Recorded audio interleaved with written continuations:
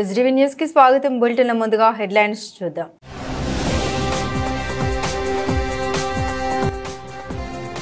కర్నూలు జిల్లాలో పర్యటించిన సీఎం చంద్రబాబు పలు అభివృద్ధి పనులకు శంకుస్థాపనలు. రాయలసీమను గ్రీన్ ఎనర్జీ హబ్ గా మారుస్తామని ప్రకటన.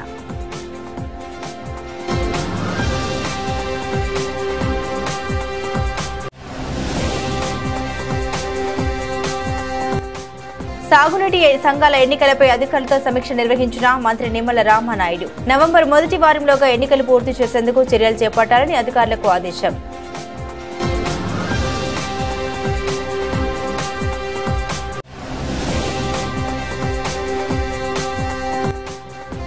విశాఖ ఉక్కు ఫ్యాక్టరీ ప్రైవేటీకరణ వ్యతిరేకిస్తూ విద్యార్థి ప్రజా సంఘాల ధర్నా. తెలుగు ప్రజల ఆత్మ గౌరవాన్ని కేంద్ర ప్రభుత్వం దెబ్బతీస్తోందని నేతల ఆగ్రహం.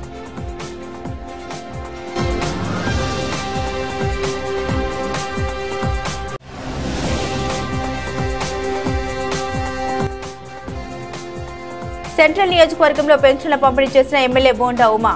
అర్హులైన వారందరికీ పెన్షన్లు అందజేస్తామని హామీ.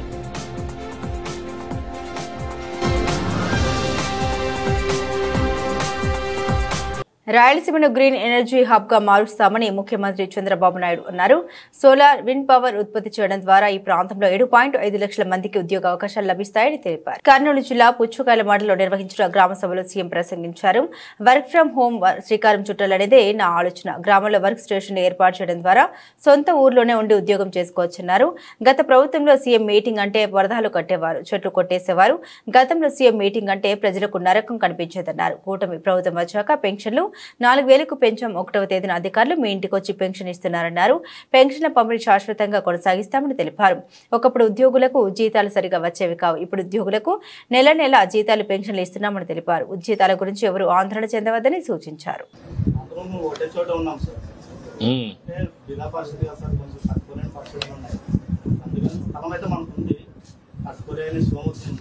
స్థలం ఉందా? ఇంటి జాగా ఉందా?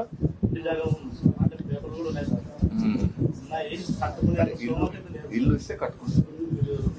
ఇప్పుడు కలెక్టర్ ఇద్దరికి ఎట్లా పెట్టారనుకుంటా మీరు? ఇంట్లో వాళ్ళిద్దరికి ఇల్లు ఒకటి, ఇల్లు ఒకటి ఇచ్చేసేయండి, ఇమీడియట్ కట్టుకుంటారు. రెండో అతనికి ఆటో ఒకటి, ఎలక్ట్రికల్ ఆటో ఇప్పించండి, చేసేయండి. అతను ఆపరేట్ చేసుకుంటారు, కొంత డబ్బులు సంపాదించుకుంటారు. మీరు కూడా ఆలోచించడం, మా ఇంట్లో అందరూ కూర్చొని ఏం చేయాలని ఆలోచిస్తే చెప్తారు కలెక్టర్ కూడా. నువ్వు కూడా ఇంట్లో కూర్చొని పని చేయడానికి అవకాశం ఉంటే, నువ్వు కొంత స్కిల్ నేర్చుకుంటే, అలాంటివి చేస్తే ఇంకొంచెం ఆదాయం ఎక్కువ సంపాదించుకో. సాగునీటి సంఘాల ఎన్నికలపై అధికారులతో మంత్రి నిమ్మల రామానాయుడు సమీక్ష నిర్వహించారు. ఈ సమీక్షలో irrigation special chief secretary G Sai Prasad కూడా, కమిషనర్ రామసుందర్ రెడ్డి, ఈఎన్సీ ఎం వెంకటేశ్వరరావులు పాల్గొన్నారు. సాగునీటి సంఘాల ఎన్నికల నోటిఫికేషన్ నిర్వహణపై కసరత్తు చేశారు. నవంబర్ మొదటి వారంలోగా ఎన్నికలు పూర్తి చేసేందుకు సన్నాహాలు చేస్తున్నారు. నిర్వీర్యమైన సాగునీటి వ్యవస్థను నీటి సంఘాల ద్వారా రైతుల ప్రాతినిధ్యంతో గాడిలో పెట్టే ప్రయత్నం చేస్తున్నామని మంత్రి నిమ్మల రామానాయుడు వివరించారు. అనేక పోరాటాలు ద్వారా 32 మంది విద్యార్థి యువజన ప్రాణాల త్యాగాలతో ఏర్పాటైన ఈ విశాఖ ఉక్కు ఫ్యాక్టరీని కేంద్ర ప్రభుత్వం ప్రైవేటీకరణ చేయడం సరికాదని, సేల్కు ఉక్కు పరిశ్రమను అప్పచెప్పడం ముమ్మాటికి తెలుగు ప్రజల ఆత్మగౌరవాన్ని దెబ్బతీయమని విద్యార్థి యువజన AIYF, ASF, DYFI, SFI, PDSU సంఘాల నాయకులు విమర్శించారు. విశాఖ ఉక్కు పరిశ్రమను సేల్కు కట్టబెట్టడాన్ని నిరసిస్తూ విద్యార్థి యువజన సంఘాల ఐక్య కార్యాచరణ సమితి ఆధ్వర్యంలో రాష్ట్ర వ్యాప్తంగా నిరసన దీక్షలు చేపట్టారు. నిరసన దీక్షలో భాగంగా విజయవాడ ధర్నా చౌక్ నందు జరిగిన నిరసన దీక్షలో పలువురు నాయకులు మాట్లాడారు. మండల ప్రజా సంఘాలు మద్దతు తెలిపాయి. ఈ సందర్భంగా ఏఐవైఎఫ్ రాష్ట్ర అధ్యక్షులు పర్చూరి రాజేంద్ర బాబు, ఏఐఎస్ఎఫ్ రాష్ట్ర ప్రధాన కార్యదర్శి కె శివారెడ్డి, ఎస్ఎఫ్ఐ రాష్ట్ర అధ్యక్ష కార్యదర్శులు ప్రసన్న కుమార్, అశోక్, డివైఎఫ్ఐ రాష్ట్ర అధ్యక్ష కార్యదర్శులు రాము, రామన్న, పీడీఎస్యు రాష్ట్ర అధ్యక్షులు భూషణంలు మాట్లాడారు. విద్యార్థి యువజన సంఘాల ఐక్య కార్యాచరణ సమితి ఆధ్వర్యంలో నేడు రాష్ట్ర వ్యాప్తంగా అన్ని జిల్లా కేంద్రాల్లో నిరసన దీక్షలు చేపట్టడం జరుగుతుందని, లాభాలు వస్తున్నటువంటి విశాఖ ఉక్కు ఫ్యాక్టరీ కేంద్ర ప్రభుత్వం ప్రైవేటీకరణ చేయాలని ఆలోచన విరమించుకోవాలని ఫ్యాక్టరీకి అనుబంధంగా ఐరన్ గనులు కేటాయించకపోవడం సిగ్గుచేటని, ప్రత్యక్షంగా పరోక్షంగా లక్షలాది మందికి ఉపయోగపడుతున్న విశాఖ ఉక్కును ప్రైవేటీకరణ చేస్తే చూస్తూ ఊరుకోమని హెచ్చరించారు. ఈ కార్యక్రమంలో అఖిల భారత యువజన సమైక్య జిల్లా అధ్యక్షులు లంకా గోవిందరాజులు, కార్యదర్శి నగర అధ్యక్షులు కంచెల భార్గవ్, ఎస్ఎఫ్ఐ జిల్లా కార్యదర్శులు గోపీనాయక్, వెంకటేశ్వరరావు, డివైఎఫ్ఐ జిల్లా అధ్యక్షులు కృష్ణ, ఏఐఎస్ఎఫ్ జిల్లా కన్వీనర్ కార్యపు కార్తీక్, నగర అధ్యక్షులు రంజిత్, కంచెల భార్గవ్, ఏఐవైఎఫ్ జిల్లా ఆర్గనైజింగ్ కార్యదర్శి లంకేసాయి, పీడీఎస్యూ జిల్లా కార్యదర్శి ఐ రాజేష్, ఏఐవైఎఫ్ నగర ఉపాధ్యక్షులు గుంజ క్రాంతి, ఐతం ఆంజనేయులు, సింగం శెట్టి, మోహన్ ప్రసాద్, శిరం రవి, మనోజ్ తదితరులు పాల్గొన్నారు. విశాఖ ఉక్కు ఆంధ్రుల హక్కు 5 సంవత్సరాలుగా మహత్తర పోరాటం సాగుతున్నది. విశాఖ ఉక్కు సాధన కోసం 32 మందిని ఆనాడు బలిదానం చేస్తే విశాఖ ఉక్కు ఏర్పడింది.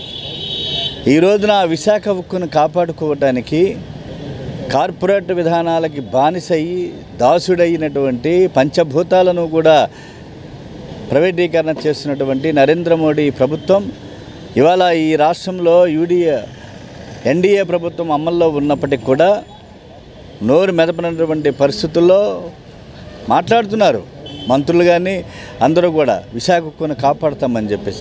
కానీ ఆచరణాత్మకమైనటువంటి కార్యక్రమాలు మాత్రం జరగటం లేదు. 5 సంవత్సరాలుగా ఇది ఒక చల్లని నాణ్యంలాగా అక్టోబర్ 1, 2, 3 తేదీల్లో విద్యార్థి యువజన సంఘాలు, కార్మిక సంఘాలు, రైతు సంఘాలు విశాఖ ఉక్కు పరిరక్షణ కోసం దీక్షలు నిర్వహిస్తూ ఉన్నాయి. విజయవాడ ధర్నా చౌక్లో తమ శ్రమశక్తి పెట్టుబడిగా మార్చి లాభాలను ఆర్జించి ప్రభుత్వ పారిశ్రామిక రంగంలోనే ఒక అత్యంత కీలకంగా మారిన విశాఖ ఉక్కు పరిశ్రమని మోడీ ప్రభుత్వం చాలా దుర్మార్గంగా ప్రైవేటీకరించే లక్ష్యం వైపు ముందుకెళ్తా ఉంది. గత 5 సంవత్సరాల నుంచి ఇదే పనిని నిర్విరామంగా చేస్తున్న బీజేపీ విధానాలకు వ్యతిరేకంగా ఆంధ్రప్రదేశ్లో పెద్ద ఎత్తున విద్యార్థి యువజన సంఘాలు, కార్మిక సంఘాలు, రైతు సంఘాలు పోరాటం చేస్తూ ఉన్నాయి. ఈ 5 సంవత్సరాల తర్వాత తిరిగి ముఖ్యమంత్రిగా మారి ప్రైవేటీకరణకు బ్రాండ్ అంబాసిడర్గా మారిన చంద్రబాబు నాయుడు బీజేపీ ప్రభుత్వానికి అడుగులకు మడుగులొత్తుతూ ప్రైవేటీకరణ వైపు ముందుకెళ్తా ఉన్నాడు. చాలా దుర్మార్గంగా వ్యవహరిస్తూ ఉన్నాడు. ఇప్పటికే 4000 మంది కాంట్రాక్ట్ కార్మికులు తొలగించారు. స్టీల్ ప్లాంట్ రాష్ట్రమంతటా పెన్షన్ల పంపిణీ ఒక పండుగలా జరుగుతుందని సెంట్రల్ ఎమ్మెల్యే బోండా ఉమా అన్నారు. ఆంధ్రప్రదేశ్లో సామాజిక భద్రతా పెన్షన్లను ప్రవేశపెట్టింది తెలుగుదేశం ప్రభుత్వమని గుర్తు చేశారు. పెన్షన్ల పంపిణీలో కూడా మోసం చేసిన ప్రభుత్వం వైసీపీ అని విమర్శించారు. రాష్ట్ర వ్యాప్తంగా నేడు పెన్షన్ల పంపిణీ జరుగుతున్న సంగతి తెలిసిందే. పెన్షన్ల పంపిణీలో భాగంగా విజయవాడ సెంట్రల్ ఎమ్మెల్యే బోండా ఉమా పెన్షన్ల పంపిణీ కార్యక్రమంలో పాల్గొని అవ్వతాతలకు ఎన్టీఆర్ భరోసా పెన్షన్ అందించారు. ఈ సందర్భంగా బోండా ఉమా మాట్లాడారు. ఈరోజు రాష్ట్రం అంతటా సామాజిక పెన్షన్ పంపిణీ పండుగలాగా జరుగుతుందన్నారు. ఆంధ్రప్రదేశ్లో సామాజిక భద్రతా పెన్షన్లను ప్రవేశపెట్టింది తెలుగుదేశం ప్రభుత్వమే అని ప్రశంసించారు. ఎన్టీఆర్ హయాంలో నెలకు 35 రూపాయల చొప్పున అందించగా తర్వాత చంద్రబాబు ముఖ్యమంత్రి కాగానే దాన్ని 75 రూపాయలకు పెంచారు. 2004లో ఎన్నికల ప్రచారంలో పెన్షన్లను 200 చేస్తామని హామీ ఇచ్చిన వైఎస్ఆర్ అధికారంలోకి రాగానే 25 మాత్రమే పెంచారు. ఒకే దఫా చేస్తామని చెప్పలేదని దబాయిస్తూ ఏడాదికి 25 చొప్పున అంటూ నాడు వైఎస్ మోసం చేశారన్నారు. 2014 జూన్ 8న చంద్రబాబు నాయుడు ముఖ్యమంత్రిగా ప్రమాణ స్వీకారం చేసిన రోజే పెన్షన్లను 1000 రూపాయలకి పెంచారు. తర్వాత 1000 రూపాయల నుండి 2000 పెంచారు. అదే 2019లో ఒక్క ఛాన్స్ ఇవ్వండి, అందరికీ చేస్తాను, మేలు చేస్తానని చెప్పి జగన్మోహన్ రెడ్డి 2000 పెంచింది 3000 పెంచుతాను, 3000 పెంచుతానని 30 తిప్పలు పెట్టి 3 చెరువులు నీళ్లు తాగించి 250 రూపాయలు చొప్పున 5 సంవత్సరాల పాటు పెంచారు. అవునా? ఏ ప్రభుత్వం మనకి మేలు చేస్తుంది అనేది ఆలోచించేయాలి. ఎందుకంటే ఎవరో కూడా ఏ రాజకీయ పార్టీ ఏ పార్టీ కూడా మన చుట్టం కాదు. మనం పేదవాళ్ళం. మనకి ఎవరు మేలు చేశారు, ఏ ప్రభుత్వం సహాయం చేసింది, ఎవరు మేలు చేస్తే వాళ్లే మనకి బంధువులు, ఆత్మ బంధువులు, చుట్టాలు. గతంలో కూడా తెలుగుదేశం ప్రభుత్వం అనేక సంక్షేమ కార్యక్రమాలు చేసింది. ఈ ఎన్నికల్లో అధికారంలో రాగానే 3000 పెంచి 4000 పెంచాం. అన్నా క్యాంటీన్లు 5 రూపాయలకే భోజనం పెట్టి అన్నా క్యాంటీన్లు మళ్ళా గతంలో జగన్మోహన్ రెడ్డి ప్రభుత్వం వచ్చినా రద్దు చేశారు. అన్నా క్యాంటీన్లు మూసేశారు. ఇవాళ పొద్దున్న 5 రూపాయలకి టిఫిన్, మధ్యాహ్నం 5 రూపాయలకి భోజనం, సాయంత్రం 5 రూపాయలకి భోజనం. అంటే రోజుకి 15 రూపాయలు ఖర్చు, నెలకి 450 రూపాయలు ఖర్చు. మీకు ఇచ్చే పింఛన్ 4000. 450 రూపాయలతో మీరు బతకడానికి అన్నం తిన్నా 3550 రూపాయలు ఇంకా మీ చేతిలో ఉంటాయి. ఇవాళ ఎంత మేలు ఈ వయసులో తండ్రులు లాంటి వయసులో ఉన్నటువంటి వృద్ధులకి ఈ సహాయం. టీడీపీ ప్రభుత్వ వైఖరిపై వరద బాధితులు తీవ్రస్థాయిలో ఆగ్రహం వ్యక్తం చేస్తున్నారు. వరద సహాయం కోసం అధికారుల చుట్టూ, బ్యాంకుల చుట్టూ కాలు అరిగేలా తిరుగుతున్నా స్పష్టమైన సమాధానం ఇవ్వడం లేదని వరద బాధితులు మండిపడుతున్నారు. న్యూ రాజరాజేశ్వరిపేటలో వరద బాధితులు ఆందోళనకు దిగారు. వరద బాధితులకు సంబంధించిన జాబితాలో కొంతమంది పేర్లు లేకపోవడంతో ఆందోళనకు దిగారు. మరికొంతమందికి పేర్లు ఉన్నప్పటికీ ఇప్పటి వరకు బ్యాంకులో నగదు జమ కాలేదని బాధితులు ప్రభుత్వ అధికారుల తీరుపై మండిపడ్డారు. సచివాలయాల కార్యదర్శులు, సచివాలయాల సిబ్బంది సరైన సమాచారం ఇవ్వడం లేదని బాధితులు ఆవేదన వ్యక్తం చేశారు. రాష్ట్ర ప్రభుత్వం ఇప్పటికైనా స్పందించి మరోసారి సర్వే చేసి నష్టపరిహారం ఇవ్వాలని బాధితులు డిమాండ్ చేస్తున్నారు. మొత్తం ఆ సందులో మొత్తం 35 ఇళ్ళు అండి. 35 ఇళ్ళు 16 ఇళ్ళు పెట్టాయి. మిగతా అన్ని కింద గ్రౌండ్ ఫ్లోర్లే, పైన ఏం లేవు. కొంతమందికి గ్రౌండ్ ఫ్లోర్ అనుకుని 10,000 పడ్డాయి. వాళ్ళకి ఏంటి చాలా ఇబ్బంది పడిపోయి ఎన్నో సామాన్లు పోయాయి, ఫ్రిడ్జ్ గిజ్జి అన్నీ పోయాయి. మా బాధలు ఎవరు చెప్పుకోవాలి అర్థం కావట్లేదు. ఆల్రెడీ మాజీ కార్పొరేటర్ దగ్గరికి వెళ్ళాం, వెళ్తే వాళ్ళు పట్టించుకోలేదు. పట్టించుకున్న తర్వాత మరి రాజన్ దగ్గరికి వెళ్ళాం. రాజన్ అంటే మేము మాట్లాడుతున్నాం, ఒక మాట్లాడి పంపిస్తాం, మాట్లాడుకోండి, మీరు జాగ్రత్త ఉండి సరి చేసుకుని మా కాగితాలు ఇచ్చి కాగితాలు రాయిపించి అని చేసి జాగ్రత్త చేసి పెడుతున్నాడు. దాంతోపాటు మన కలెక్టర్ దగ్గరికి వెళ్ళేవాడు. కలెక్టర్ ఆఫీస్ దగ్గర కూడా మమ్మల్ని అందరూ తోస్తారు. ఇప్పుడు అందరూ జనాలు ఎక్కువ ఉన్నారు, మీకు కానిస్టేబుల్ మొత్తం ఇప్పుడు తోసేటప్పుడు చాలా వెళ్ళిపోయాం. ఏం చేయలేదు, దిక్కుదరం చేయక అంత బాధతో మళ్ళీ వచ్చాం. మళ్ళీ రాజానికి వెళ్తే ఇలా మా ప్రధాన మీడియా వస్తుంది, సగం మీ బాధలు ఏంటి చెప్పండి అని లెక్కలో ఆయన మాకు అవకాశం కల్పించాడు. మీరు ఎమ్మెల్యే గారి దగ్గరికి వెళ్ళారా? ఎమ్మెల్యే దగ్గరికి వెళ్ళదండి, కలెక్టర్ ఆఫీస్కి వెళ్ళాం సార్. అది మై అన్ని గ్రౌండ్ పేరే సార్, పైన అయితే ఎవరికి లేదు, 1-2 తప్ప. మొత్తం 34 ఇళ్ళు అయ్యి 16 మందికే పడ్డాయి. అది చాలా ఇబ్బంది పడిపోతారు. లేడీస్ అయితే రాత్రి అందరూ అడగడం, ఏం బాబు ఏం చేస్తాను. ఎవరికి డబ్బులు సరిగా పడలేదండి. ఒకళ్ళు పడకపోతే బాధే కదా. ఈ లైన్లో చాలామందికి పడలేదు, పైన పడలేదు, కింద పడలేదు. సామాన్లన్నీ పోయినాయి. వేది కూడా 1000 రూపాయలకి 2000కి కొనుక్కుంటే వస్తువు కాదు. వాళ్ళు ఇచ్చిన డబ్బులు కూడా సరిపోవు. ఏకంగా వేయలేదనుకోండి ఎవరం బాధపడం. ఒకరికి వచ్చి ఒకరు రాలంటే అయ్యో నాకు వచ్చాయంటే అయ్యో నాకు రాలేదనే బాధ. మరి అందరికీ చంద్రబాబు నాయుడు ఏమో రాని వాళ్ళు కూడా అప్లికేషన్ పెట్టుకోండి, అందరికీ పడతాయి, పైన పడతాయి, కింద పడతాయి, పై 4 రోజులకు పడతాయని చెప్తున్నారు. మరి మాకైతే ఇప్పుడు వచ్చి ఏమీ లేదు. ఇక్కడికి వెళ్తేనే అక్కడికి వెళ్ళమంటున్నారు, అక్కడికి వెళ్తే ఇక్కడికి వెళ్ళమని ఎవ్వరు మమ్మల్ని పట్టించుకోవట్లేదు. అది కార్పొరేటర్ కాడికి వెళ్ళాం, ఆల్గోడ వెళ్తే అక్కడికి వెళ్ళమన్నారు, కలెక్టర్ ఆఫీస్కి వెళ్ళాం, అక్కడ ఏం పని అవ్వలేదండి. అక్కడ కూడా తోసేశారు, మగవాళ్ళనే తోసారు. ఇంకా మేమేం చేస్తాం అక్కడికి వెళ్ళి ఆడవాళ్ళం. కొంత గొప్ప చదువుండి మగవాళ్ళు వెళ్తేనే పట్టించుకోవట్లేదు, ఇంకా మమ్మల్ని ఏం పట్టించుకుంటారు. అది గురిండే మా బాధ. ఎందుకంటే వచ్చినట్టు కొద్దిగా చూడండి. ఒక 6 అడుగుల దాకా చాలా ఇళ్ళు మునిగిపోయి దాదాపు ఫస్ట్ ఫ్లోర్ మొత్తం నష్టం జరిగింది. ఫస్ట్ ఫ్లోర్లో ఉన్న టీవీలు, పరుపులు, అదేవిధంగా వాషింగ్ మిషన్లు, ఫ్రిడ్జ్లు అన్నీ పోయినాయి. సర్వే వాళ్ళు వచ్చి సర్వే చేశారు. సర్వే చేసిన రోజు జరిగింది ఏంటంటే ఏ ఫ్లాట్ సర్వే చేశారనేది ఇది చేయలే. ఆ ఫ్లాట్ నెంబర్ మెన్షన్ చేస్తుంటే అందరికీ డబ్బులు పడే అవకాశం ఉండేది. కాకపోతే ఏంటంటే ఆ సర్వే చేసిన వాళ్ళు ఆ ఫ్లాట్ నెంబర్ మెన్షన్ చేయకుండా ఆధార్ కార్డు తీసుకొని ఆధార్ కార్డు కొట్టుకొని వాళ్ళ ఆధార్ కార్డుతో పాటు ఏం పోయినా అని టిక్ పెట్టుకున్నారు. ఆధార్ కార్డులో ఈ అడ్రస్లో ఉన్నారా లేదని కూడా చెక్ చేయాలి. ఈ ఆధార్ కార్డు ఎక్కువ ఉంటే కొంతమంది మ్యాపింగ్ టెస్ట్ లాంకులలో సత్యనాపురంలో వెళ్ళారు. అక్కడ మునగలేదు చెప్పి సర్వే ఇచ్చింది. వీళ్ళు అక్కడ మునిగిపోయింది మొత్తం ఇళ్ళు. అన్యాయం జరిగింది, న్యూ రాజరాజపేట జరిగింది. కానీ మ్యాపింగ్ జరిగింది ఎక్కడైతే మ్యాపింగ్ అక్కడ ఉందని చెప్పి అక్కడికి వెళ్ళారు. దానివల్ల నష్టపోయింది న్యూ రాజరాజపేట ప్రజలు నష్టపోయారు. ఇంకో విషయం ఏంటంటే ఇప్పుడు ఈ డివిజన్లో 7,000 కుటుంబాల దాకా ఉన్నాయి. మొత్తం మీద కింద ఫ్లోర్ 5,000 కుటుంబాల దాకా ఉన్నాయి. మగబలి మనసులు దోచే హై లైఫ్ ఎక్స్పో విజయవాడ నగరంలో ప్రారంభమైంది. Bridal dresses, wedding saris, designer apparel, యాక్సెసరీలు సహా ఎన్నో ఉత్పత్తులతో ఆకట్టుకుంటుంది. అధునాతన ఫ్యాషన్, లగ్జరీ లైఫ్ స్టైల్ పరంగా అతిపెద్ద ఎగ్జిబిషన్ అయిన హై లైఫ్ ఎక్స్పో నేడు రేపు హోటల్ నోవెటల్ వరుణ్ నందు కనువిందు చేస్తుంది. నగరంలోని హోటల్ నోవెటల్ వరుణ్ నందు ఎక్కువ మంది ఇష్టపడే అత్యుత్తమ exhibition brand high life exhibition ప్రారంభమైంది. ఈ రోజు రేపు నగరవాసులకు కనువిందు చేరింది. ఈ సందర్భంగా హై లైఫ్ ఎక్స్పో నిర్వాహకులు మాట్లాడుతూ అతిపెద్ద ఎగ్జిబిషన్ బ్రాండ్లో ఒకటిగా సృజనాత్మక ఫ్యాషన్లు, ట్రెండింగ్ డిజైనర్స్ దుస్తులు, ప్రత్యేకమైన జీవనశైలి ఉత్పత్తులు, ఆభరణాలతో పాటుగా మరెన్నో హైలైఫ్ అందిస్తుందని చెప్పారు. అతిపెద్ద ఎగ్జిబిషన్లో హైలైఫ్ ఒకటి అని తెలిపారు. ఫ్యాషన్ డిజైనర్ల నుండి తాజా కలెక్షన్, ఫ్యాషన్ లేబుల్ కూడా ప్రదర్శిస్తున్నామని తెలిపారు.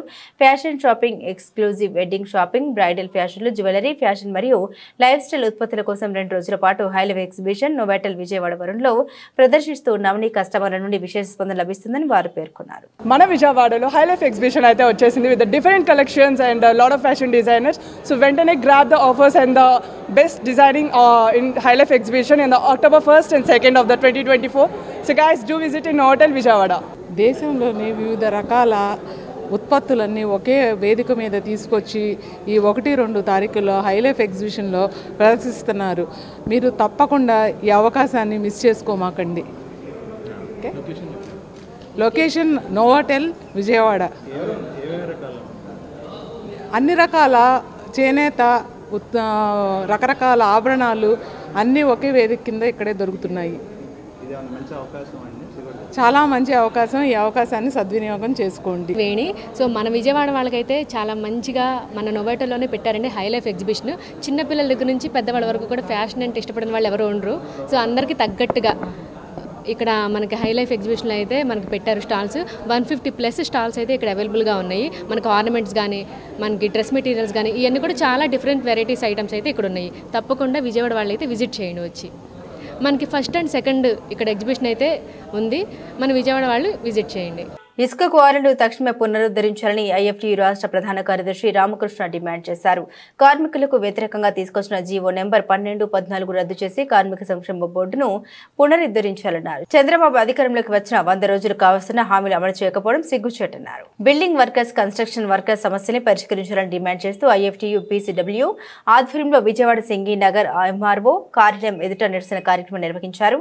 ఈ సందర్భంగా రామకృష్ణ మాట్లాడారు. ఎన్నికల సందర్భంగా ఫ్రీ ఇసుక, కరెంటు ఛార్జీలు పెంచమని చెప్పిన చంద్రబాబు అధికారంలోకి వచ్చిన 100 రోజులు కావస్తున్నా అమలు చేయకపోవడం సిగ్గుచేటన్నారు. భవన నిర్మాణ రంగంలో పనిచేస్తున్న వారి కోసం సంక్షేమ బోర్డు తిరిగి పునరుద్ధరించాలని డిమాండ్ చేశారు.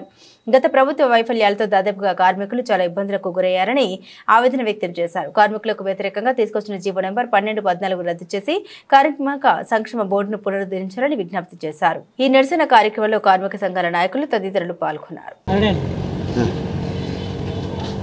ఎం రామకృష్ణ, ఐఎఫ్టీయూ రాష్ట్ర ప్రధాన కార్యదర్శి. రాష్ట్రంలో అధికారంలోకి వచ్చినటువంటి తెలుగుదేశం ప్రభుత్వం 100 రోజులు పూర్తి చేసుకుంది. ఎన్నికల సందర్భంగా ఫ్రీ ఇసుకనిస్తామన్నారు. అలాగే కరెంటు ఛార్జీలు పెంచమని చెప్పారు. అన్ని రీచుల్లో కూడా భవన నిర్మాణ రంగంలో పనిచేస్తున్నటువంటి వాళ్ళకి, అట్లాగే సంక్షేమ బోర్డుకు సంబంధించినటువంటి నిధులన్నిటిని కూడా సక్రమంగా అమలు చేస్తామని, ఆ బోర్డుని తీసుకున్నటువంటి 3,000 కోట్ల రూపాయలు కూడా తిరిగి బోర్డులో జమ చేస్తామని చెప్పేసి ఎన్నికల ముందు హామీ ఇచ్చారు. 100 రోజులు గడిచింది. ఈ హామీని నెరవేర్చమని చెప్పేసి మేము డిమాండ్ చేస్తూ ఉన్నాం. రెండోది ఏంటంటే, గత ప్రభుత్వ వైఫల్యాలతో దాదాపుగా భవన నిర్మాణ కార్మికులు చాలా ఇబ్బందులకు గురయ్యారు. ఇసుక లేకపోవటం వల్ల దాని మీద ఆధారపడినటువంటి రాష్ట్ర వ్యాప్తంగా సంక్షేమ బోర్డులో నమోదు చేసుకున్నటువంటి 35 లక్షల మంది కార్మికులు చాలా ఇబ్బందులకు గురైనటువంటి పరిస్థితి. వాళ్ళందరినీ కూడా ఆదుకుంటానని చెప్పేసి ఈ ప్రభుత్వం చెప్పింది. ఆ మేరకు హామీని నెరవేర్చుకోవాలని చెప్పేసి ఈ రాష్ట్ర ప్రభుత్వాన్ని డిమాండ్ చేస్తున్నాం. మరొక వైపు సంక్షేమ బోర్డు కార్డులు మంజూరు చేసేటువంటి ఒక శాఖగా కాకుండా సంక్షేమ బోర్డులో ఉన్నటువంటి హక్కులన్నిటిని 1996లో ఏదైతే వరద ముంపుతో నష్టపోయిన ప్రతి కుటుంబానికి ప్రభుత్వం సహాయం అందజేస్తుందని విజయవాడ సెంట్రల్ ఎమ్మెల్యే బోండా ఉమా అన్నారు. స్వచ్ఛంద సంస్థలు కూడా ముందుకు వచ్చి బాధ్యతగా బాధితులకు అండగా నిలవాలనుకోవడం అభినందనీయమని వ్యాఖ్యానించారు. జోసే లూకాస్ వారి సహకారంతో విజయవాడ సెంట్రల్ నియోజకవర్గంలోని స్కూల్స్ మరియు కళాశాలలకు కంప్యూటర్స్, మైక్ సెట్స్, కూలర్లు, iron rock, ceiling fans school యాజమాన్యానికి అందించే కార్యక్రమం నిర్వహించారు. సింగినగర్లోని ఎంకేబాగ్ పాఠశాలలో నిర్వహించిన కార్యక్రమానికి ఎమ్మెల్యే బోండా ఉమా ముఖ్య అతిథిగా హాజరయ్యారు. ఈ సందర్భంగా కార్యక్రమ నిర్వాహకులు ఎమ్మెల్యేకు ఘన స్వాగతం పలికారు. ఎమ్మెల్యే చేతుల మీదుగా కళాశాల పాఠశాలకు అవసరమైన వస్తువులను పంపిణీ చేశారు. అనంతరం బోండా ఉమా మీడియాతో మాట్లాడుతూ వరదల బాధితులకు ప్రభుత్వం పూర్తిగా అండగా నిలిచిందన్నారు. వరద నీటిలో మునిగిన ఇళ్లకు పరిహారం అందజేస్తామని, ప్రతి ఒక్కరి అకౌంట్లో డబ్బులు వేశామన్నారు. ప్రభుత్వానికి తోడుగా స్వచ్ఛంద సంస్థలు బాధితులకు అండగా నిలిచేందుకు ముందుకు రావడం శుభ పరిణామమన్నారు. జోసెఫ్ లూకాస్లో సిఎస్ఆర్ యాక్టివిటీలో భాగంగా తాము కార్యక్రమాలు చేస్తామని తమ దృష్టికి తీసుకురావడంతో ఈ కార్యక్రమం జరిగిందన్నారు. ఈ కార్యక్రమంలో టీడీపీ నాయకులు జోసెఫ్ లూకాస్ సంస్థ ప్రతినిధులు హాజరయ్యారు. మొన్న జరిగినటువంటి 1వ తారీఖు వరదల్లో మరి అనేక పాఠశాలలు కానీ సెంట్రల్ నియోజకవర్గంలో 11 డివిజన్లో దాదాపు 2,50,000 పైచిలకు ప్రజలు కానీ ఇబ్బందులు పడ్డారు. అన్ని రకాలుగా వాళ్ళు ఆదుకునేదానికి ప్రభుత్వ పరంగా ముందుకొచ్చాం. ప్రతి కుటుంబానికి రేషన్ సప్లై చేసాం. 25 కిలోల బియ్యం, కిలో మంచి నూనె, కిలో పంచదార, కిలో కందిపప్పు, కూరగాయలు, పాలు అన్నీ కూడా ఇచ్చాం. అలాగే వాళ్ళకి నష్టపరిహారం తరపున ప్రతి గ్రౌండ్ ఫ్లోర్లో కుటుంబానికి 25,000 రూపాయలు నగదు ఇచ్చాం. ఫస్ట్ ఫ్లోర్లో వాళ్ళకి 10,000 ఇచ్చాం, స్కూటర్ పోయిన వాళ్ళకి 3,000 ఇచ్చాం. అట్లాగే ఆ 7 రోజులు కూడా మార్నింగు మిల్క్ కానించి, వాటర్ బాటిల్ కానించి, మా లంచ్, బ్రేక్ఫాస్ట్, డిన్నర్ అన్నీ కూడా ఇచ్చాం. అంటే మా సాయి శక్తిలా ప్రభుత్వ పరంగా ఆదుకున్నాం. ఇవాళ ప్రైవేట్ సంస్థలు తమ సిఎస్ఆర్ ఫండ్స్ నుంచి పెద్ద ఎత్తున ఆదుకోవడానికి ముందుకు వస్తూ ఉన్నాయి. ఇప్పటికీ నియోజకవర్గంలో అనేక మంది సంస్థలు కానీ, క్లబ్స్ కానీ, బిజినెస్ కమ్యూనిటీలో ఉన్న వాళ్ళు కానీ అందరూ ముందుకొచ్చి అనేకమైన వస్తువులు ఇచ్చారు. వాళ్ళందరికీ నియోజకవర్గ ఎమ్మెల్యేగా ధన్యవాదాలు తెలుపుతా ఉన్నా. ఈరోజు ప్రత్యేకంగా జోస్ అలుకాస్ వాళ్ళు, నేను మొన్న ఒకసారి వాళ్ళ షోరూమ్కి వెళ్ళినప్పుడు వాళ్ళు అడిగారు, మేము కూడా సిఎస్ఆర్ ఫండ్స్ నుంచి ఏమైనా హెల్ప్ చేస్తాం మీ నియోజకవర్గానికి, ఏం చేయమంటారంటే మా నియోజకవర్గంలో గవర్నమెంట్ స్కూల్స్కి మీరు హెల్ప్ చేయండి. దాదాపు 15,000 మంది పిల్లలు చదువుతూ ఉన్నారు గవర్నమెంట్ స్కూల్స్లో, వాళ్ళందరికీ ఉపయోగపడే ఐటమ్స్ ఇవ్వండి అంటే వాళ్ళు అడిగారు. మేము కూడా కన్సల్ట్ స్కూల్కి పంపించి వాళ్ళ హెడ్ మాస్టర్స్తో వాళ్ళందరినీ ఇంటరాక్ట్ చేయించి వాళ్ళు ఏం కావాలో రిక్వైర్మెంట్ ఉందో ఒక చోట కంప్యూటర్.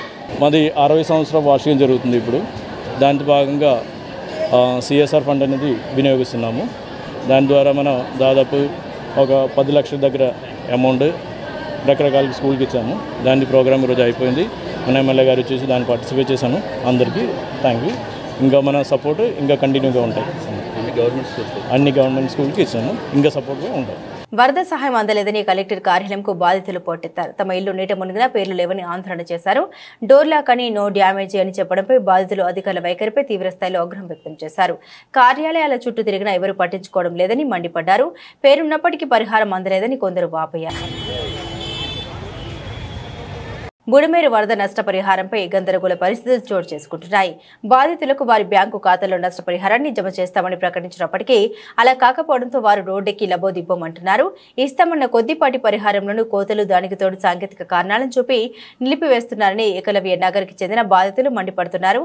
కేవైసీ కాలేదని, ఖాతా వాడుకలు లేదని బ్యాంకు సిబ్బంది సమాధానాలతో వరద బాధితులకు దిక్కుతోచడం లేదని రోడ్డెక్కి ఆవేదన వ్యక్తం చేస్తున్నారు. పశ్చిమ నియోజకవర్గ పరిధిలోని ఏకలవ్య నగర్ ప్రాంతంలో వరద బాధితులు రోడ్డెక్కి నిరసన వ్యక్తం చేశారు. ప్రభుత్వం నష్టపరిహారాన్ని ఎగ్గొట్టడానికి ఈ విధమైన ఎత్తుగడల్ని అనుసరిస్తుందంటున్నారు. తమకు జరిగిన అన్యాయం రాష్ట్ర ప్రభుత్వం అనుసరిస్తున్న విధానాన్ని నిరసిస్తూ ఆందోళన నిర్వహించారు. 10 రోజుల పాటు బుడమేరు వరదలు తమ ఇల్లు పూర్తిగా నీట మునిగిందని, ప్రభుత్వం ఇస్తానన్న నష్టపరిహారం ఇవ్వకపోవడంతో ఏం చేయాలో తెలియక దిక్కు తోచని స్థితిలో ఉన్నామని బాధితులు ఆవేదన వ్యక్తం చేస్తున్నారు. ఇప్పటికైనా జిల్లా కలెక్టర్, ప్రజాప్రతినిధులు స్పందించి నష్టపోయిన బాధితులకు నష్టపరిహారం అందించే విధంగా కృషి చేయాలని డిమాండ్ చేశారు. ముఖ్యమంత్రి వర్యులు నారా చంద్రబాబు నాయుడు గారికి, రాష్ట్ర ఉప ముఖ్యమంత్రి వర్యులు పవన్ కళ్యాణ్ గారికి, అయ్యా మరి మా యొక్క భవానీపురం ప్రాంతం విజయవాడ, మా యొక్క కాలనీలో కూడా 5 అడుగులు పైగా నీరు వచ్చి ప్రతి ఇల్లు కూడా మునిగిపోయి నీటిలో ఉన్నంటి పరిస్థితుల్లో ప్రతి ఇంట్లో కూడా ఉన్నంటి సామాగ్రి మొత్తం కూడా మరి ప్రతిదీ, ఇటు మంచం కావచ్చు, అటు వాషింగ్ మిషన్ కావచ్చు, కూలర్లు కావచ్చు, ఇంట్లో సామాగ్రిలు కావచ్చు, ప్రతిదీ కూడా పూర్తిగా చెడిపోయి, అలాగే ఇంటి డోర్లతో సహా పూర్తిగా తడిచిపోయి ముద్దయిపోయి ప్రతి ఒక్కరు కూడా తీవ్ర ఇబ్బందులు పడి ప్రాణాపాయంతో బ్రతికి బయటపడ్డామంటే చాలా నిజంగా ఎక్కడో ఏదో దేవుడు కరుణించి ఈరోజు ఇలా బ్రతికి బయటపడ్డామని ప్రాణాలు పట్టుకొని ప్రజలందరూ కూడా మరి ఉన్నారు. అయినప్పటికీ మరి మీరు సాయం చేస్తామని చెప్పి మరి ఇంటికి గ్రౌండ్ ఫ్లోర్కి 25,000, ఫస్ట్ ఫ్లోర్కి 10,000 రూపాయలు ఇస్తాము, మరి బళ్ళకు 3,000 రూపాయలు ఇస్తాము, ఆటోకు 10,000 రూపాయలు ఇస్తామని ప్రకటించారు. మరి మీరు ప్రకటించిన మాట, మీరు ప్రకటించిన విధంగా ఎంతమందికి వేశారు ఈరోజు? ప్రతి ఒక్కరికి కూడా అందాలండి సదుపాయాలు. ఎవ్వరూ అందరూ ఉద్యోగాలు ఏం చేయట్లేదు, మొత్తం పనులు చేసుకునే వాళ్ళే. వాళ్ళని మటుకు దయచేసి ముఖ్యమంత్రి గారు కానీ, కృష్ణ సోదరు గారు కానీ, మరి ఎమ్మెల్యే గారు కానీ ప్రతి ఒక్కరూ మమ్మల్ని చూడండి. అది ఒకటి ప్రతి ఏకలవ్య నగర్ ప్రజలు కోరుకుంటుంది. అది మేము ముఖ్యమంత్రి మాకు బాగానే చెప్పాడు, కాకపోతే ఈ సచివాలయంలో మటుకు మమ్మల్ని ముందుకు రానియట్లేదు, మీరు అబద్ధాలు చెబుతున్నారు అని అంటున్నారు. మరి ముఖ్యమంత్రి గారు కూడా అబద్ధం చెప్పరుగా.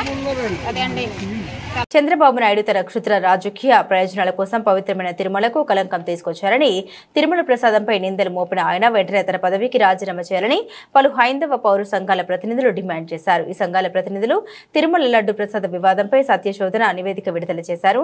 అసలు నెయ్యి కల్తీ జరిగినట్లుగా ఆధారాలు లేవని, చంద్రబాబు ప్రభుత్వం గుజరాత్ ల్యాబ్కు పంపిన షాంపిళ్లపైనే అనుమానాలు ఉన్నాయని ఈ నివేదికలో పేర్కొన్నారు. ఎంతో కీలకమైన ఈ అంశంలో నెయ్యి షాంపిల్ ఒకే ల్యాబ్కు పంపడం, ఆ షాంపిళ్లను పంపే ముందు టీటీడీ ఈవో ఎన్డీబీ ప్రతినిధులతో సమావేశం కావడం పలు అనుమానాలకు తావిస్తూ ఉందని అన్నారు. ఈ సందర్భంగా ఆచార్య రామానుజ సంక్షేమ సమితి చైర్మన్ డిఎస్ఎన్వి ప్రసాద్ బాబు మాట్లాడారు. తిరుమల చరిత్రలో ఎవరు చేయనంత అపచారం చంద్రబాబు నాయుడు చేశారని, శ్రీవారి ప్రసాదాన్ని కలంకం ఆపాదించారని అన్నారు. తిరుమలకు కలంకం ఆపాదించిన చంద్రబాబు నాయుడుతో పాటు డిప్యూటీ ముఖ్యమంత్రి పవన్ కళ్యాణ్, టీటీడీ ఈవో శ్యామలరావును ఆయన దృష్టత్రయంగా అభివర్ణించారు. ఈ దృష్టత్రయం వెంటనే రాజీనామా చేయాలని, లేకపోతే వారి రాజీనామా కోసం ఆందోళన కార్యక్రమాలు చేపడతామని హెచ్చరించారు. ముఖ్యమంత్రి, ఉప ముఖ్యమంత్రి ఆ వివాదంలో రాజ్యాంగ ఉల్లంఘనకు కూడా పాల్పడ్డారని ఆయన ఆరోపించారు. వీరు ప్రమాణ సమయంలో ముఖ్యమైన అంశాలు గోప్యంగా ఉంచుతామని, భయం లేకుండా పక్షపాత రహితంగా వ్యవహరిస్తామని వాగ్దానం చేస్తారని ప్రసాద్ బాబు గుర్తు చేశారు. అయితే వీరిద్దరూ నిర్ధారణకారి అంశాలను వెల్లడి చేశారని, రాజకీయ ప్రయోజనాల కోసం అధికారాన్ని దుర్వినియోగపరిచారని ఆయన ఆరోపిస్తూ ఈ ఆరోపణలపై వారిని ప్రాసిక్యూట్ చేయవచ్చన్నారు. మొట్టమొదటిగా మనందరం గమనించవలసినటువంటి విషయం ఏమంటే, అన్ని రాజకీయ పార్టీలు కూడా దీన్ని పొలిటిసైజ్ చేసి లాభం పొందాలని చెప్పి విపరీతమైనటువంటి ప్రయత్నం చేస్తున్నారు. మీరు గమనించినట్లయితే అధికారంలో ఉన్నటువంటి తెలుగుదేశం చాలా చాలా దుర్మార్గంగా మాట్లాడుతూ ఉంది. అదేవిధంగా ఉప ముఖ్యమంత్రి అంటే అజాగ్రస్తనం లాంటిది. అదేమి రాజ్యాంగపరమైనటువంటి దానికి ఆ శాంక్టిటీ ఏమీ లేదు. ఆయన ఏమిటేమిటో మాట్లాడతాడు. అసలు ఆయన కొంతసేపు టోపీ పెట్టుకుంటాడు, నేను మహమ్మదీయుడిని అంటాడు. కొంతసేపు చర్చి అంటాడు, ఫాదర్ని అంటాడు. కొంతసేపు నేను తెలంగాణలో ఎందుకు పుట్టలేదు, నాకు చాలా బాధగా ఉందంటాడు. ఇప్పుడేమో నేను దొరిలేస్తున్నాను, మొత్తం అంతా క్లీన్ చేస్తున్నాను అంటాడు. జరిగిపోయింది ఏదో తప్పు జరిగిపోయింది అంటున్నాడు. తప్పు జరిగిపోతే ఇంకా వీళ్ళెందుకు, ఇంక విచారణలు ఎందుకు? దయచేసి ఆలోచన చేయండి. ఇంత దుర్మార్గంగా వాళ్ళిద్దరూ చేస్తూ ఉంటే ఏ రాజకీయ పార్టీ కూడా తక్కువగా చేయలేదు. ఈవెన్ వైఎస్ఆర్ కాంగ్రెస్ పార్టీ వాళ్ళు ఉన్నప్పుడు వాళ్ళు చేసిన దానికి అనుభవిస్తూ ఉన్నారు. ఆయన ఒక మాట అన్నాడు ఈ మధ్యలో, ఈ కమిటీలో ఉన్నటువంటి సభ్యులందరూ కూడా మీ కేంద్ర మంత్రులు సిఫారసు చేస్తే అపాయింట్ చేశామని చెప్పి. ఎందుకు ఇదన్నీ ప్రస్తావిస్తున్నానంటే, ఈ తిరుమల పవిత్రంగా ఉండవలసినటువంటి ఏదైతే ఒక తిరుమల తిరుపతి దేవస్థానములు అంటే మనందరం కేవలం పైన శ్రీవారి ఆలయం అనుకుంటాం. కాదు, రామానుజుల వారు మొదలుపెట్టినటువంటి గోవిందరాజస్వామి ఆలయం, కింద తిరుచానూరు అమ్మవారి ఆలయం, శ్రీనివాస మంగాపురం, కపిలతీర్థం, కోదండరామాలయం, ఇలా ఎన్నో ఆలయాలు ఉన్నాయి. ఇవన్నీ కలిపి తిరుమల తిరుపతి దేవస్థానములు. ఇప్పుడు నెయ్యి విషయానికి వచ్చినట్లయితే, అసలు మిగతా ఆలయాల్లో ఉన్నటువంటి పోటు అంటే అక్కడ వంటలు చేసేటువంటి వాళ్ళు, మన పైన కొండ మీద అయితే దాదాపుగా 600 చిల్లర మంది ఉంటారు ఈ వంటలు తయారు చేసేవాళ్ళు పోర్ట్లో. మరి వీళ్ళెవరూ మిగతా ఆలయాలకు సంబంధించి నెయ్యి ఏదైనా వేరేగా ఇచ్చారా? దాన్ని ఎందుకు పంపలేదు? ఈ లడ్డూ వివాదానికి సంబంధించి అనేక సందేహాలు, ప్రశ్నలు, అనుమానాలు ఉత్పన్నమవుతున్న నేపథ్యంలో కొన్ని ఆధ్యాత్మిక సంస్థలు అలాగే పౌర సంఘాలు కలిసి ఒక టీమ్గా ఏర్పడి అసలు ఏం జరుగుతుందో అధ్యయనం చేద్దామని చెప్పి ప్రయత్నించి ఈ అధ్యయన నివేదికను రూపొందించామండి. దీని పేరు శ్రీవారి లడ్డూ ప్రసాదం వివాదాలు సత్యశోధన నివేదిక. ఈ నివేదిక సారాంశం ఏమిటంటే, దీనిని ప్రారంభించినప్పటి నుంచి కూడా, అంటే ఈ వివాదాన్ని ప్రారంభించినప్పటి నుంచి కూడా ప్రభుత్వం తరపున అనేక వైరుధ్యమైన ప్రకటనలు వెలువడుతున్నాయి. శ్యామలరావు గారు ఒక మాట అంటారు, దాంట్లో కేవలం ఉంది వనస్పతి అని చెప్పి. ముఖ్యమంత్రి గారు అంటారు, దాంట్లో యానిమల్ ఫ్యాట్ కలిసిందని చెప్పి. ఇంకో మాట అంటున్నారు, మళ్ళీ శ్యామలరావు గారు మాట మారుస్తారు, దాంట్లో యానిమల్ ఫ్యాట్ ఉందని చెప్పి.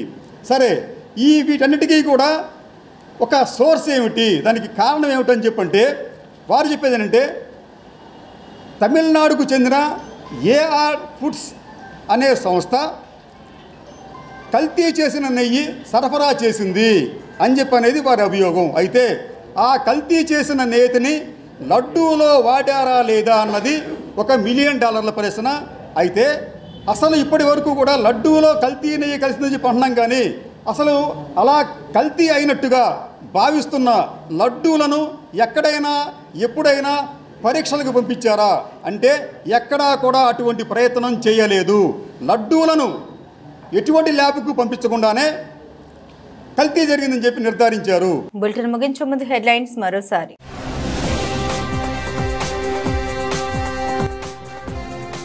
కర్నూలు జిల్లాలో పర్యటించిన సీఎం చంద్రబాబు పలు అభివృద్ధి పనులకు శంకుస్థాపనలు. రాయలసీమను గ్రీన్ ఎనర్జీ హబ్ గా మారుస్తామని ప్రకటన.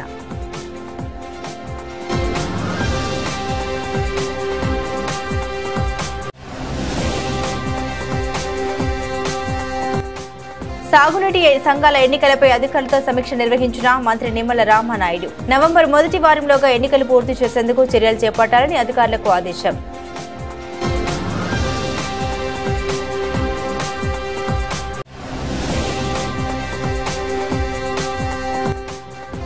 విశాఖ ఉక్కు ఫ్యాక్టరీ ప్రైవేటీకరణ వ్యతిరేకిస్తూ విద్యార్థి ప్రజా సంఘాల ధర్నా. తెలుగు ప్రజల ఆత్మ గౌరవాన్ని కేంద్ర ప్రభుత్వం దెబ్బతీస్తోందని నేతల ఆగ్రహం.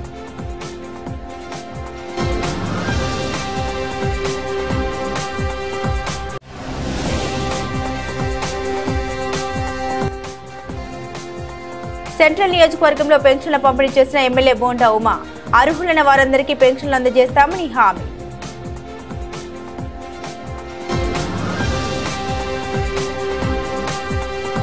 ఇవి బులెటిన్ అప్డేట్స్. మరిన్ని అప్డేట్స్ కోసం చూస్తూనే ఉండండి SDV న్యూస్.